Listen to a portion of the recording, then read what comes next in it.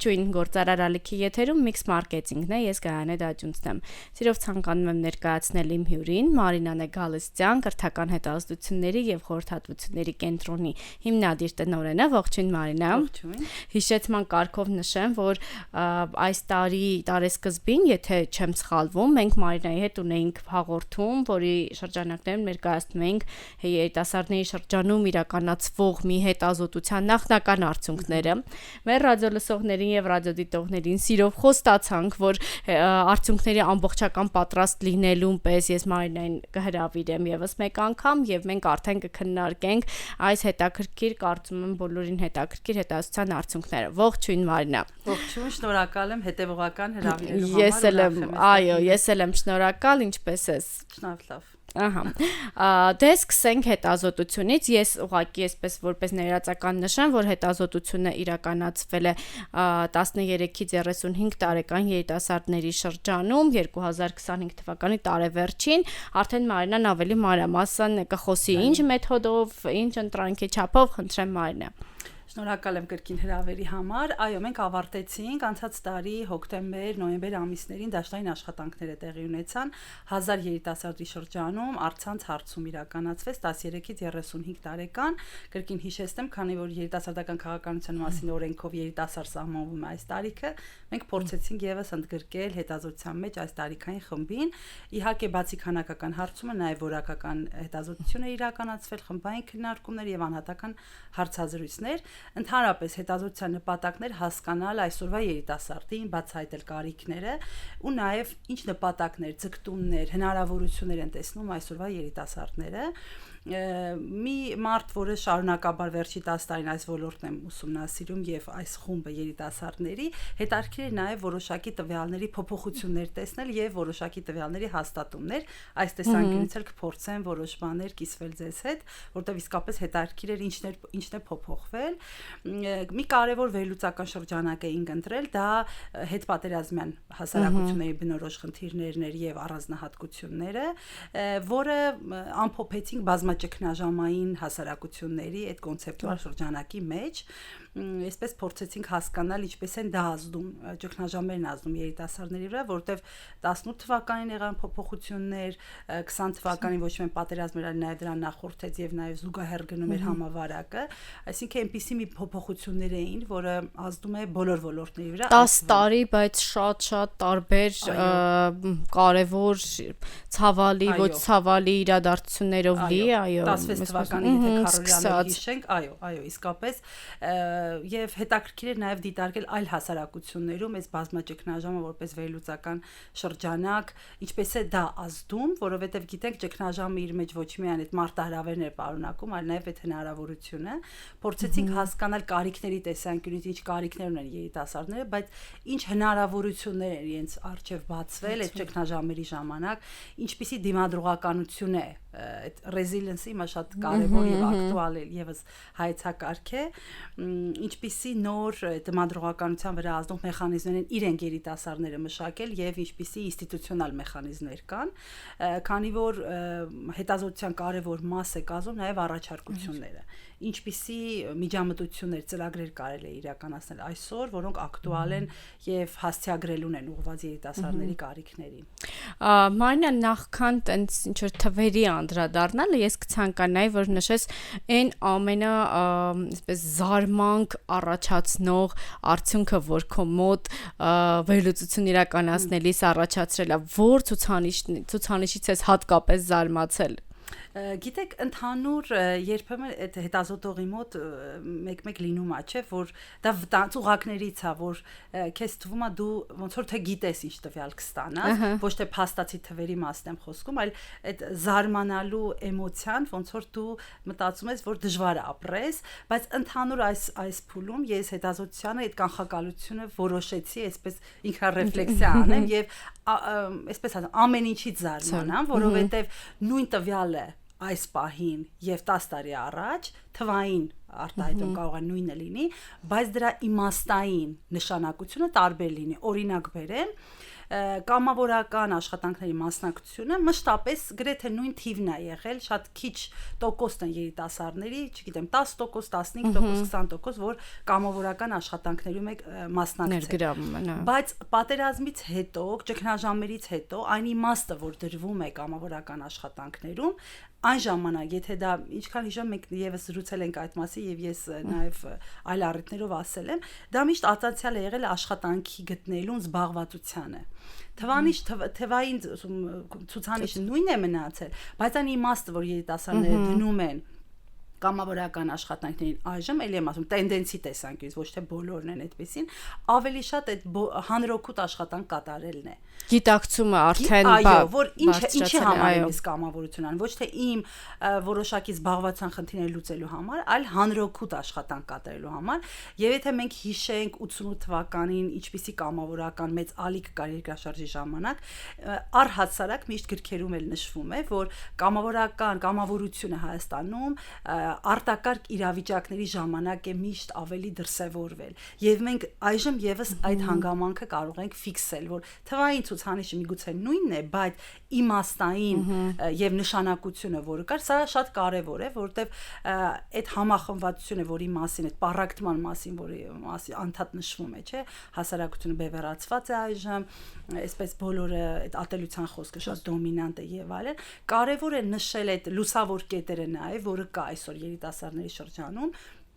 օրինակ իդեմս կամավորական աշխատանքի դա կարևոր է իսկապես որտեվ դա շատ լուրջ ռեսուրս է համայնքային սոցիալական ակտիվություն հարակույտ աշխատանք որ զուգահեռում ենք դա քաղաքական քաղաքացիական մասնակցության թվերից սա եւս հետաքրքիր այսինքն տեսնում ենք որ մասնակցության այս ինստիտուցիոնալ մեխանիզմերում դեռևս ունենք пассивություն բայց երբ որ մենք նայում ենք այս տենդենսը որ երիտասարդները ալտերնատիվ այլընտրանքային մասնակցության եղանակներ են փնտրում իրենց մասնակցությունը կամ իրենց որոշումների վրա ազդեցությունը ունենալու համար մենք տեսնում ենք որ ռեսուրս կա եւ պետք է դա օգտագործել Սա մի փոքր բան, բայց շատ զարմանալի տվյալներ իսկապես կային։ Մի բան, որը որ եւս էլի ինձ համար որպես հետազոտություն է գրավել գրավեց դա հույսի գաղափարն էր որովհետև եւ որպես սոցիոլոգ մշտապես դե հույսը մենք ընկալել ենք եւ դիտարկել ենք որպես էմոցիա, զգացմունք, հոգեբանական ինչ-որ առանձնահատկություն, բայց մի հետաքրքիր այսպես ուղղություն բացահայտեցի որպես հետազոտող նաեւ ինձ համար, որ բազմաճգնաժամի ժամանակ շատ կարեւոր է այս հույսի հայեցակարգը, որը ոչ թե էմոցիա է, այլ իրականում ապագայի կողմնորոշում է եւ ռեսուրս է եւ հետաքրքիր էր հենց երիտասարդների անհատական հարցազրույցներից հատկապես մեկի ժամանակ մի երիտասարդ ասեց երբ որ ասացի ապագա ինչ պլաններ ունեք եւ սպասում էի կանխատեսում էի որոշակի մտքեր կրթության հետ կապված պլաններ եւ կամ աշխատանքի եւ ասեց գիտեք իմ համար կարեւոր է որ ես հույսս չեմ կորցնում եւ ես ճիշտ ասած երբ որ վերլուծությունը դեռ արդեն սկսել էի եւ կեսերն էի հասել, նորից կարդում էի այն սղագրությունները եւ այդպես աչք զարնեց այդ հույսի գաղափարը եւ սկսեցի նորից ուշադրությամբ նայել եւ նկատեցի, որ իսկապես շատ երիտասարդներ իրենց տարբեր եւ մտահոգությունների մասին խոսելուց եւ ապագայի մասին խոսելուց այդ հույսի մասին անդրադարձել։ Իսկ ինչպես են բացում այդ հույսի ինչ որ այլ հարցով չափվել է քանակական մեթոդի շրջանակում միայն որակականից է եկել, բայց ինքը շատ կարեւոր է այսպես դիտանք բացեց, որով ես նայեցի քանակական տվյալներին։ Օրինակ բերեմ, երբ որ ապագայի մասին հարց ունենք, որն է ձեր 1-3 առաջիկա տարիների պլանները, մեծամասնությունը, մոտ 40% նշում էր, որ ապագայի հետ կապված պլանները կապված է աշխատանքի հետ կամ կրթության հետ։ Այսինքն այդ հիմնական դոմինանտ ուղղություններն են։ Օրինակ հույսի ինդեքսը Gallup International ասոցիացիան երբ որ համաշխարհային մոտ միշտ ամեն տարի տարեվերջին իրականացնում է հետազոտություն, իրենք 70 եւ ավելի երկրներում հենց չափում են այդ հույսի ինդեքսը եւ հարցը չափվում է այդպես, օրինակ առաջիկա, օրինակ 26 թվականը կլինի ավելի լավը, թե ավելի վատը, քան նախորդ տարին, այսինքն ինչքանով են մարդիկ լավ տեսորեն, այսպես լավ թե հույսով են, թե չէ, այսպես կոպիտ եթե ասենք, եւ շատ հետաքրքիր ցուցանիշ է Հայաստան, մենք էլ միշտ իրականացնում ենք այդ հետազոտությունը, Հայաստանի ցուցանիշները եւս կան, եթե հետաքրքրում է կարող եմ նույնիսկ ուղարկել, անպայման կարծում եմ նույնիսկ կարելի է համադրել եւ ես մի անգամ պատասխանեցի, որ պետք է ծանոթանամ։ Այսպես նկատի ունեմ սա մի դիտանկյուն էր, որով այսինքն եթե երիտասարդը ինչ որ ապագայի հանդեպ լավատեսությամբ լցված չլինի, որտեղ կրթությունը աշխատանքը դա երկարաժամկետ ներդրում պահանջող ոլորտներ են, այսինքն ուրեմն ըստ էության լավատեսության որոշակի էլեմենտներ ունի այսօր երիտասարդը, որ ցանկանում է երկարաժամկետ նման ներդրումներ անել, բայց նաև կային հակառակ պատկերներ, որ օրինակ երիտասարդների,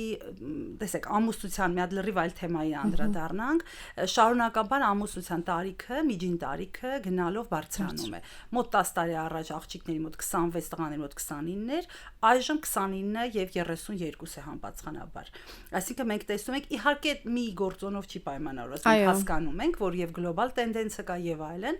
բայց այս հարցը եւս կարեւոր է, որտեղ ընտանիք կառուցելը եւ ստեղծելը եւս երկարաժամկետ պլանավորում է ենթադրում կամ նպատակադրումներ։ Այստեղ այս նվազման միտումը եւս ապագա պլաներում մեջ տեսանք եւ այստեղ այդ հույսի խաթարման խնդիրները կարող ենք նկատել։ Իսկ գործոններ, որոնք պայմանավորում են նույն ամուսնության տարիքի, հա, ինչու են երիտասարդները օրինակ ավելի շատ դա աշխատանքի հետ է կապված, թե հնարավորությունների, ինչն է պատճառ հանդիսանում։ Շատ կարևոր է, որպես այդպեսին այդպես նշանակալիության հետազոտություն չեն կարող հասկանանք, որն է ամենաշատը ազդում, բայց բնականաբար այդ սոցիալ տնտեսական պայմանները կարևոր ուղղություններից մեկն են, այդ թվում նաև բնականային ապահովումը եւ այլն, եւ որոշակի, եթե ընդհանուր նայենք երիտասարդների անկախացման գործընթացը,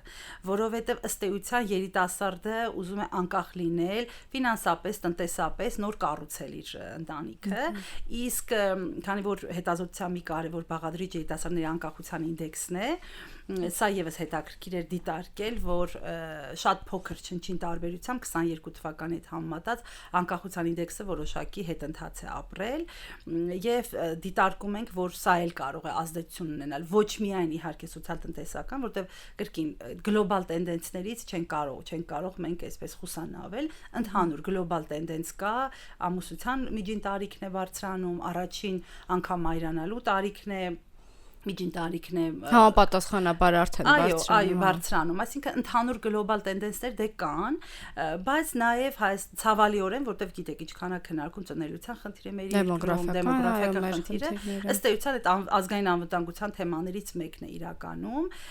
եւ այո, այս ճգնաժամերի պայմաններում մենք դա նկատում ենք, որ դա եւս ոնց որ ազդեցությունը խորացել է։ Ես չի ցանկանամ մենք շատ այսպես խորանայինք, հա, քաղաքական հարցերի շուրջ երիտասարդներ ինչպես են մտածում, ինչ են մտածում, բայց այնուամենայնիվ դուք արդեն խոսքում նշվեց, որ եղել է, հա, հարց նաև քաղաքական ակտիվության, վերջերս եղան խորհրդարանական ընտրությունները եւ մենք տեսանք հետաքրքիր, հա, թվեր, կա ցուցանիշ, կա այսպես խոսույթ, այսպես ասեմ, որ երիտասարդներն այսօր անտարբեր են, իրենց ոչինչ հատկապես քաղաքականությունը չի հետաքրքրում, ինչպես է կանդրադարձել այս թեմաներին, արդյոք դա այդպես է, թե իրականում ուռճացված է այս անտարբերության, հա։ Այ վերադառնալով ձեր նախորդ հարցի զարմանքի հետ կապված, իրականում բոլոր որակական հատկապես հետազոտության տվյալներով ես բացահայտեցի իսկապես, որ այդ անտարբերությունը մեկ-մեկ շատ համահարթեցվում է, որովհետև կա տարբեր այլ նշանակություններ, որ երիտասարդները տալիս են քաղաքական կյանքին, եւ դրանք բոլորը ընկալվում եւ վերագրվում են անտարբերությանը, բայց այնտեղ շատ բազմազանություններ կան, այսպես ասում են, լռության բազմակարծություններ կան։ Այսինքն եթե ուղղակի երիտասարդը անտարբեր է, դա չի նշանակում, որ օրինակ նա հետաքրքրված չէ երկրում տեղի ունեցող իրադարձություններով, չմասնակցել է անտարբերության, միշտ չէ որ դրա մասն է խոսում, կամ լռելը միշտ չէ որ դա անտարբերության մասն է խոսում։ Այո, որոշակի դիստանցավորում նկատում են քաղաքական կյանքից երիտասարդների շրջանում եւ հետաքրքիր է, որ շատ ռիսկային ոլորտ է համարում երիտասարդների համար քաղաքականությունը, նաև դրա համար է այդ օտարումը, մի ոլորտ, որտեղ այսպես դու կարող ես ամբողջությամբ ջանքեր ներդնել եւ զրո արդյունք լինի։ Այդ ճակերտներով ասեմ, որտեղ մեջբերեցի մի խմբային քննարկումից հատված, մի աղջիկ ասեց օրինակ, որ ես երբևէ չեմ զբաղվել, որտեղ ինձ համար դա ռիսկային ոլորտ է։ Դու կարող ես ամբողջությամբ ներդնել եւ որովհետեւ արդյունք չունենալ։ Բայց եթե խորանանք, այս ինչի մասն է խոսքը, այսինքն այսօր երիտասարդը այդ չհաջողելու եւ դրանից հետո մոտիվացիան չկորցնելու խնդրի առջև է կանգնած, որտեվ իրականում բոլոր ոլորտները մենք գիտենք այդ ռիսկի տարում ունի։ Կարող է։ Այո։ Օրինակ բերեմ զուգահեռ երիտասարդների շրջանում զբաղվածության հետ կապված ցուցանիշներում մոտ ինչքան հիշում եմ մոտ 20%-ներ, որ ինքնազբաղվածության մեջ է իրեն տեսնում, բայց կրկին շատերը խուսափում են նոր բիզնես ստեղծել կամ ինքնազբաղվածությամբ ապահովել իրենց զբաղվածությունը, հենց ռիսկային համարելով այս ոլորտը։ Այսինքն առհասարակ ռիսկի հետ աշխատելու եւ ռիսկից հետո այլ ջանքերը նորից դնելու հմտության պակաս ունեն։ Եվ մի հետաքրքիր տվյալի հետ զուգահեռ մի հարց ունեինք, ով է երիտասարդը ըստ ձեզ, եւ իրականում տեսությունն ասում է, որ երիտասարդությունը համարում է ռիսկային փուլ կյանքի։ Մի փուլ, որը եւ ռիսկային է եւ ռիսկերի գնալու ժամանակաշրջան այդ փորձելու։ Եվ շատ ցածր էր տոկոսը այն երիտասարդների Հայաստանում, որոնք ասում են երիտասարդ են մարդն է, որը պետք է ռիսկի դիմի։ 8 թե 9% էր։ Այսինքն այս հանգամանքը ինքնանկալման, որ իրականում երիտասարդ են մարդն է, որը գնում է իր նպատակի հետևից, բայց ռիսկերի շատ հետաքրքիր ցուցանիշ է, այո, ինձ համար էլ փոքր նույնիսկ զարմանալի, միգուցե նախկինում չեմ մտածել այդ թեմայի շուրջ, բայց կա, հա, այդպիսի բան, որ ասում ենք, այ երիտասարդները ավելի ռիսկով են, ավելի, բայց փաստորեն գիտեք ինչքա ռիսկով են, բայց ռիսկի գնալ քայլեր կոնկրետ, որտեղ երաշխավորված չի հաջողություն նրանք պատրաստ չեն։ Սա իրականում նշանակում է կրթական խնդիր է նաև։ Հասկանալի է, պարզա գլոբալ եւ քաղաքական համակարգից է գալի եւ մշակույթից քաղաքական, բայց նաեւ կրթական համակարգի համար կարծում հետաքրքիր մարտահրավեր է հնարավորություն տալ զարգացնելու այս հմտությունը երիտասարդների շրջանում եւ մշտապես չէ խոսվում է կրթության ոլորտում այդ սխալվելու հմտությունը պետք է զարգացնել եւ երբեմն պետք է հենց հնարավորություն տալ, նույնիսկ ծնողներին չէ, ասում են պետք է ձեր երեխաներին հնարավորություն տալ սխալվելու։ Կարծում ես կոչերից այն կողմ շատ կարելի է ռեալ մտածել, ինչ ծրագրեր կարելի է հենց մշակել, ներդնել ֆորմալ եւ ոչ ֆորմալ կրթության ոլորտում այս հմտության հետ աշխատելու եւ քաղաքական համակարգից էլի օտարվելու մյուս կարեւոր հանգամանքներից մեկը դա ատելության խոսքն է, որը եւս շատ սերտորեն կապված է այդ ռիսկի հետ, որտեվ շատերը պատրաստ չեն քննադատվելու։ Պարզ է վիրավորանքը այդ ատելության խոսքի մեջ առկա անձնական վիրավորանքները կարծում եմ ոչ բոլորս եւ ոչ ճիշտ էլ չի, որ մենք այո հարմարվենք եւ հաճելի է։ Բայց այստեղ նաև այդ ատելության խոսքի մեջ կան նաև չէ քննադատություններ, որի հետ պետք է եւս երիտասարդը կարողանա առերեսվել, եւ սա էլ եւս հմտություն է դաստիարակելու, կրթելու մեզ բոլորիս, որտեղ մենք էլ ամեն ոլորտում չէ որոշակի քննադատությունների ենթարկվում ենք եւ շարունակաբար կարեւոր հմտություններից մեկն է դիմագրավելու։ Սա եւս կարեւոր բան է, ընտրությունների հետ կապված հոկտեմբեր-նոյեմբերի ընթացող հետազոտությանը մի հարց ունենք, եթե առաջիկա կիրակի օրը լինի ընտրություններ Տիմ եւ ազգային ժողովի կմասնակցեք թե ոչ, մոտ 49%-ը նշել էր, որ ոչ։ Եվ երբ որ մենք տեսանք հունիսի արդյունքները, կարծեմ մոտ 43%-ն երիտասարդներ նշել, որ չի մասնակցել։ Այսպես էլի մեթոդաբանական առանձնահատկությունները քննարկելուց բացի, բայց կարող ենք մի տենդենս նկատել, որ ըստ էության ամբողջ ընտրարշավը չկարողացավ աշխատել այն երիտասարդների հետ, որոնք սկզբունքորեն ասել էին ոչ չեն մասնակցելու։ Այսինքն որտեղ մոտ 30%-ն է նշել, որ մասնակցելու են եւ մնացածը դժվարացել են պատասխանել կամ ավելի շուտ։ Այսինքն ըստ էության ընտրարշավը ակտիվացրել է այդ քիչ կողմնորոշված մարդկանց, բայց այն սկզբունքորեն մարդկանց, որոնք որոշել էին չմասնակցել, ըստ էության իրենք նաև չմասնակցեցին։ Ստացվում է, որ չեն կարողացել ոչինչ։ Սա եթե վերլուծական, այսպես մանն եկտենք մարտահրավեր քաղաքական գործիչներին, իրենք պետք է ուղղակի վերլուծել իրանց ընտրարշավը ինչու չկարողացավ այս կարևոր խմբին եւս արձագանքել։ Միգուցե ձեռնտու չէր։ Այո, սա իհարկե Արդեն հարցի մյուս կողմն է, բայց կարծում եմ իրական մտավորական մասը այդ խմբերում, որոնք աշխատում են քաղաքական գործիչների հետ, պետք է իսկապես այս հարցը տալ, ինձ որպես հետազոտող եւս հետաքրքիր է հասկանալ այդ post factum նաեւ հետազոտություններ անել, հետագայում հասկանալ այն մարդիկ, որոնք արդեն փաստացի ոչ թե չեն պլանավորում, այլ չեն մասնակցել, ինչու չեն մասնակցել եւ ինչ այդ ուղերձները նրանց կստիպեր կամ կնպաստեր, որ նրանք մասնակցեն։ Այո, եթե հաշվի առնենք, որ այս ընտրությունները ամեն դեպքում բավականին բարձր էր մասնակցության տեսանկյունից նախորդ, այո, տարիների համեմատ, ամեն դեպքում երիտասարդների հետ կապված աշխատանքներ դեռ պետք է կատարել։ Դա թողնենք քաղաքականությունը մյուս քննարկումների համար ինձ հետաքրքրում է թվային աշխարհում, թվայնացված աշխարհում, որտեղ երիտասարդները հենց կենտրոնում են, մենք տեսնում ենք, որ այն բոլոր ավանդական աղբյուրները, ինֆորմացիոն եւ այլն փոքր հետին պլան են մղվել երիտասարդների համար այսօր որոնք են ինֆորմացիայի ստացման հիմնական աղբյուրները արդյոք փոփոխության ենթարկվել են վերջին 10 տարիների ընթացքում։ Կրկին հետաքրքիր հարց եք տալի, կարծում նաև կապ ունի մասնակցության հետ, որովհետև շատ քննարկվում է թվային մասնակցության գաղափարը, որ իրականում վիրտուալ մասնակցությունը բերում է կամ կարող է բերել նաև իրական մասնակցության աղբյուրներից հետաքրքիր է տեսնել, որ այդ սոցիալական կապիտալը կարևոր ուղղություններից մեկն է, այսինքն ամենավստահելի տեղեկատվության աղբյուրը դա ընտանիք, ընկերներ, գործընկերներ, ըստ էության մարդիկ, որոնց դու ճանաչում ես։ Շատ կներողություն, շատ հետաքրքիր այսպիսի տենդենս էլ կա ընդհանուր համաշխարհային սպառողական վարքագծի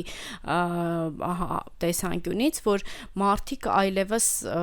հակված չեն վստահելու առաջ ինչպես էր գովազդ, այլ ինչ որ բաներ, հիմա ուղիղ այդ սոցիալական կապիտալի կարևորությունը շատ բարձրացել է այս վերջին 1-2 տարվա ընթացքում եւ ավելի լավ է նրանք լսեն մարդը լսի ինչ որ մեկի խորհուրդը, ինչ որ մեկի խորհրդով, քան գովազդ կամ այլ ցանկացած այլ գործոն։ Իհարկե կարծում եմ այդ սոցիալական մեդիայի կամ առհասարակ մեդիա տիրույթում արկա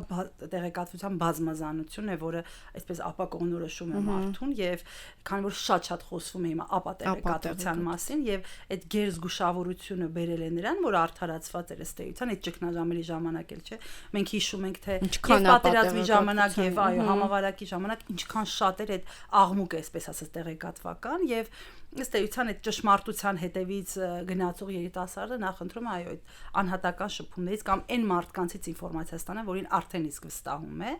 Հետաքրքիր է տեսնել օրինակ երիտասարդների մեծ մասը նշել է, որ սոցիալական մեդիան տեղեկատվության աղբյուրն է, բայց գրեթե կեսը օգտագործողը չի վստահում։ Սա այս հետաքրքիր էր այս հակասությունը եւս տեսնել եւ իսկապես այստեղ նաեւ հնարավորություն է բացվում հասկանալու համար թե ինչպես պետք է տեղեկատվության, որտեղ հիմա ասվում է, չէ, տեղեկատվության դարաշրջան է, շատ բաց է ամեն ինչ, բայց տեղեկատվության արկայությունը չի ենթադրում նաեւ սպառումը դրա, որովհետեւ դու կարող ես այդպես նետել այս բազմազան տեղեկատվական աղբյուրներով, բայց դա կհասնի ճիշտ մարդկանց, հասցեատիրոջը թե չէ, սա եւս կարեւոր է, որտեղ վստահության բաղադրիչը իսկապես ամենակարևորն է։ Իսկ հիմնական ինֆորմացիոն աղբյուրները, որոնք դա են ընտանիք, ընկերներ, գործընկերներ։ Այո, ամենաբարձր տոկոսը այնտեղ է։ Շատ հետաքրքիր ցանց է երիտասարդների համար։ Դա հետաքրքիր, որում համադրելի է տարբեր հետազոտություններ տեղեկատվության սպառման, որ ես նայեցի, բավական համադրելի էր ընդհանրապես առհասարակ մյուս տարիքային խմբերում եւս նկատելի է այս տենդենսը եւ նույն մասնակցության առումով երբեմն ես հասարակական սեկտորից կամ առհասարակ կրթական տարբեր ծառայություններ մատուցող գործընկերներից լսում եմ, որ չեն արձագանքում երիտասարդները, չգիտեմ, ինչ-որ հետաքրքիր դասընթաց ունենք, անվճար դասընթաց ունենք, տեղեկատվությունը տարածվել է, բայց դիմելիությունը ցածր է։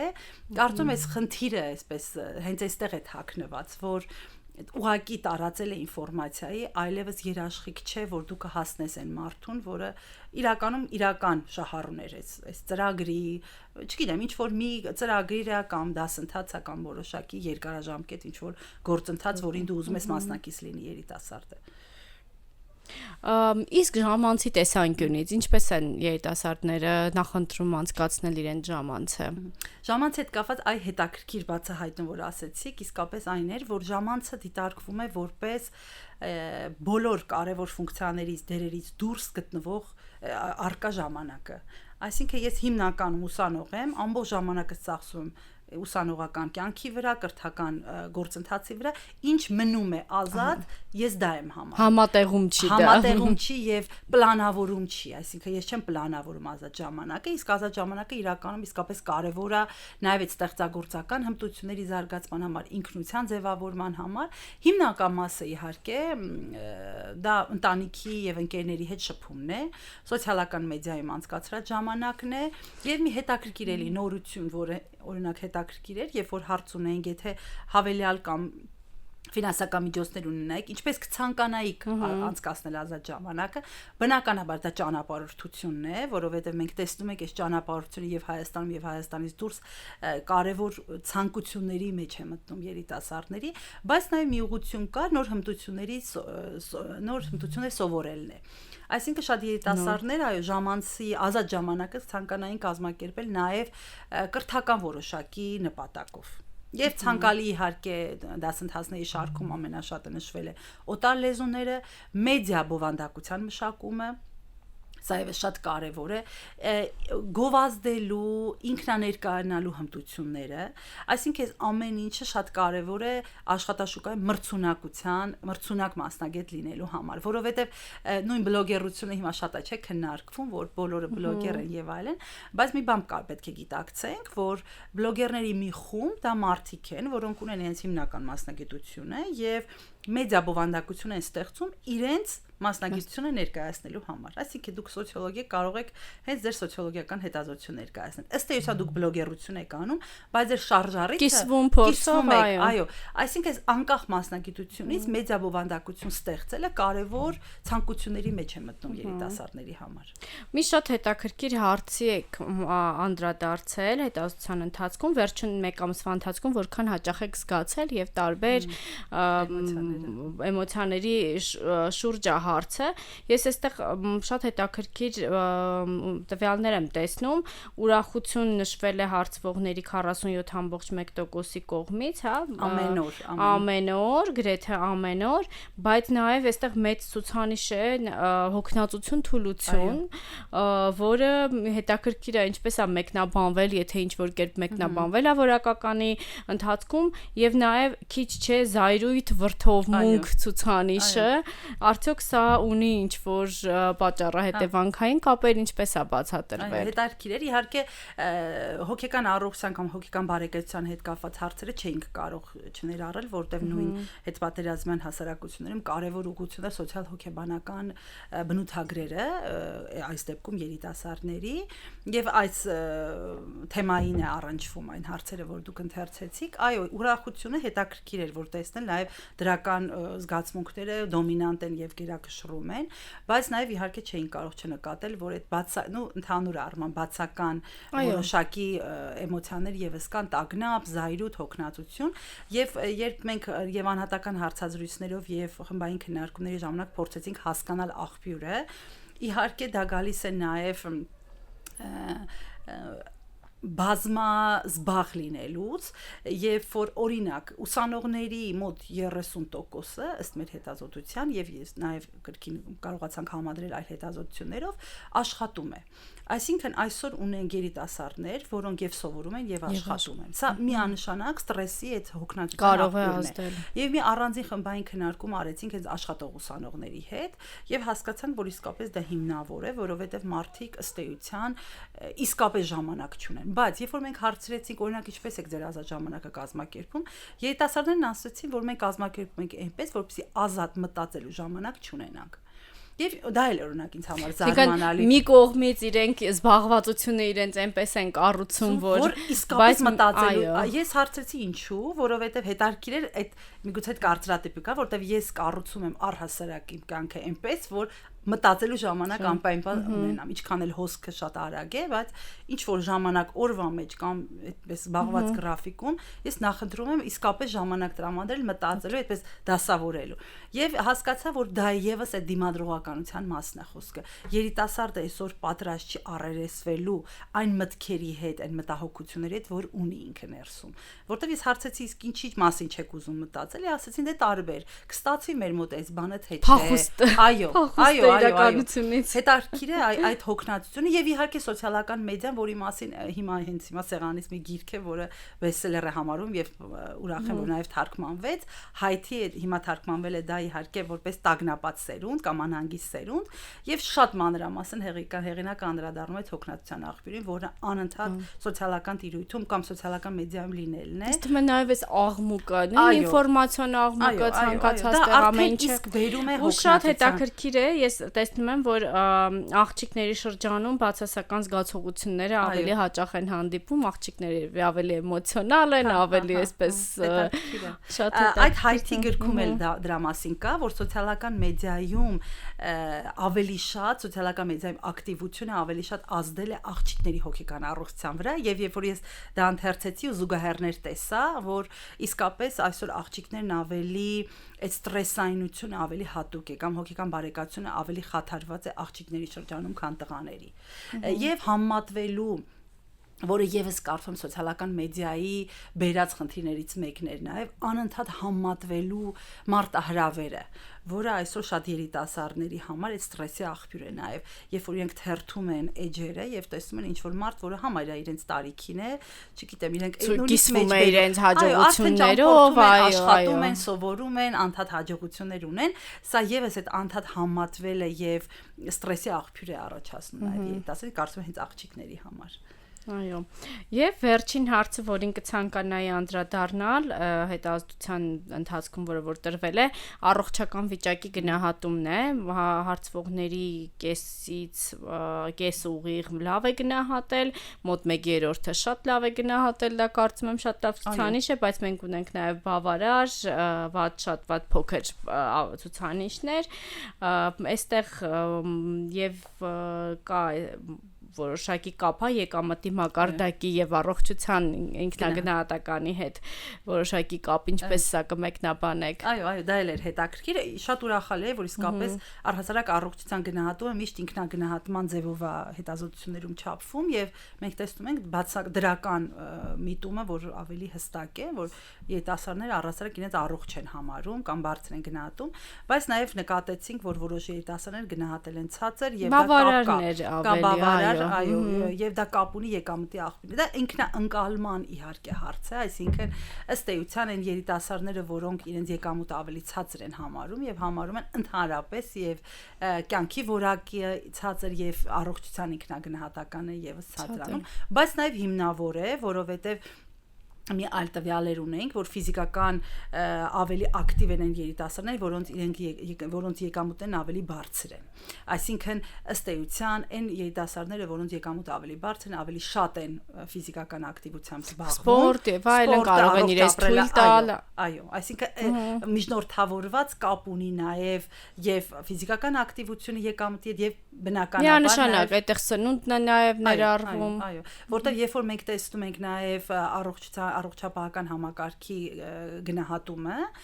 որն արվում է կարծեմ ամեն տարի, այստեղ եւս կա մտահոգիչ որոշակի տվյալներ առողջ սնվելու հետ, որտեղ նույն շաքարի օգտագործումը, ըմպելիքների օգտագործումը, այդ գազավորված բավական բարձր է մեր երկրում։ Իսկապես բավական բարձր է։ Անհանգստացնող, այո։ Այո, իրականում համաշխարհային տենդենսներից